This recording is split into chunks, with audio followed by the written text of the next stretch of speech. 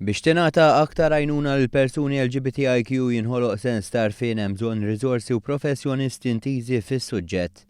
Kien dan li wassal il-Ministeru għall-Familja u s-Sigurtà Soċjali biex jalloka €135,000 fuq 3 snin lil Malta Gay Rights Movement. Xi ħaġa li tagħti serħan il-moħħ lil dan il-moviment biex jippjana f'aktar metodi ta' għajnuna fit-tul għal persuni LGBTIQ li jfittxu s-servizz. Dal-Memorandum of Understanding kien iffirmat il-ġimgħa filgħodu fil-preżenza tal-Ministru Michael Farrugia u attivisti mill-MGRM li esprimew is-sodisfazzjon għall-għajnuna kontinwa li qed jagħti l-Gvern f'dan is-settur.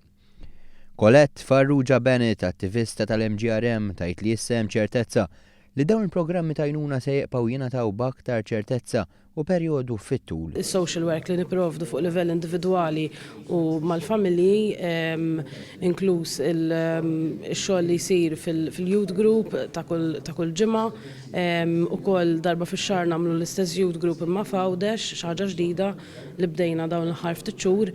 Għandna wkoll il-support group tal-ħabs li bdejnieh f'nofs is-sena li għaddiet. So dawn huma diversi affarijiet li bdew u issa għandna ċertazzjoni li ħajt komplew għal żgur għal dawn it-3 snin li jmiss. Din il-garanzija tagħti aktar serħan il-moħħ lir-Rainbow Support Service li jkollabora ma' persuni LGBTIQ u joħloq attitudni soċjali pożittiva li tiggarantixxi ugwaljanza fis-soċjetà.